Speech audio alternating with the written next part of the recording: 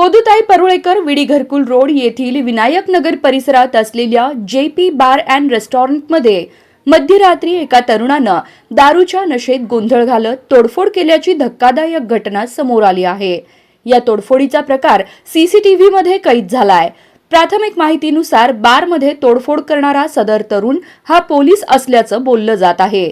रात्री उशिरा बारमध्ये मद्यप्राशन केल्यानंतर संबंधित तरुणानं खुर्च्या उचलून फेकल्या, प्लेट्स तोडल्या आणि हॉटेलमध्ये तोडफोड केली। बार कर्मचाऱ्यांनी त्याला बिल देण्याची विनंती केली। त्यानंतर हा वाद झाल्याचं बोललं जात आहे। विशेष म्हणजे याआधी असा प्रकार त्या तरुणानं 3 वेळा केल्याचं हॉटेलच्या मॅनेजरनं सांगितलं।